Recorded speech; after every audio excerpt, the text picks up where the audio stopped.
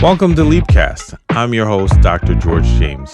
LEAP stands for Leaders, Entertainers, Athletes, and Performers. And I'm on a journey to connect with high achievers and highlight their unexamined human moments.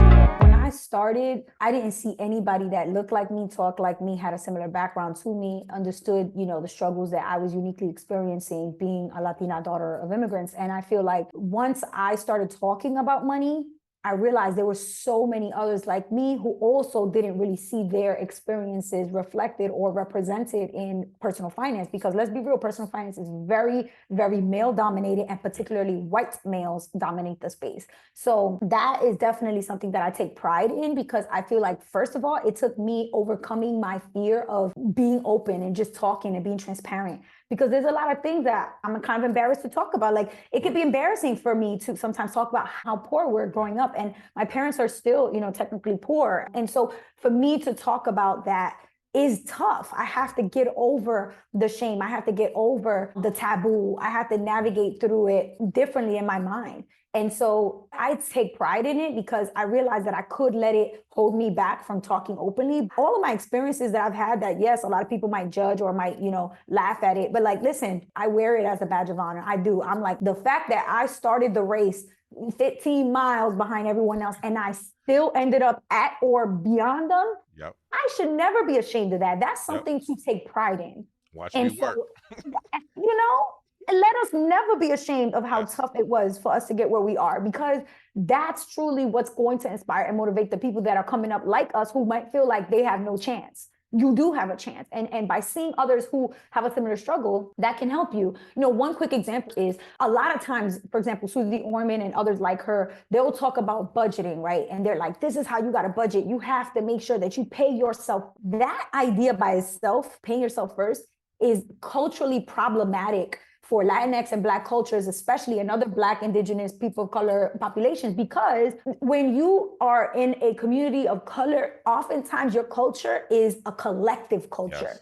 We are not individualistic culture, which is the total opposite of collectivist. Collectivist versus individualistic. I am never, ever, ever going to be comfortable doing things for myself as an individual first, before my family, before my community, because my culture taught me that it's about the collective. Yeah. So when I get money, the first thing I'm doing is checking in with my family. Are you guys good? What do we need? Are we okay? And if so, then I can save a little for myself. Yes. So when you tell people pay yourself first, you're not respecting the cultural sensitivity that they have to experience when they hear that message. It's a little disrespectful in some ways to not even acknowledge that there may be some cultural differences and challenges that don't allow people to do money the same way that you do money. And so for me, that was huge. And also the fact that, like, there are things that you will never understand having to budget for. Like, my parents always find somehow, even though they never had a lot of money, they always found a way to send $100 to Dominican Republic, to our cousins and uncles and aunts who are struggling even more than we were. I recently learned there's a term for that, which is remittances. I never heard that word before, but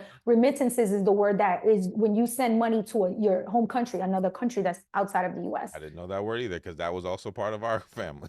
I'm sure Jamaicans send remittances back home to Jamaica, and all the Caribbean, listen, Indian, Asian, all of us, all these communities of color in America that have immigrant roots and that have a native country that's outside of America, we tend to send money back. And that is a huge part of our family budget that is not mentioned in any of the personal finance books that I read. So I just felt like, yes, there was this gap, a lack of cultural connectedness. And so by me being the person to speak about it, I've seen messages in my DMs, I've gotten comments on my YouTube, I get emails from people saying, thank you so much, because I have never heard anyone talk about the struggle of dealing with remittances while also trying to deal with your family, deal with planning your retirement, but also having to help your parents because you're their retirement plan. Yes. Those things are not mentioned in these books. And so to your question about, like, how does it feel, being a Latina in the space, it's difficult because I have to constantly be, like, politely pushing back on things that people say that I'm like, well, you have to understand that that's your experience and your culture. But at the same time, I take pride because I know that I'm giving hope and inspiration to so many others who grew up in Black and Latino neighborhoods like mine and did not necessarily see anything that resonated with them in other messages in the personal finance space. This is Dr. George James, and I'll see you next time.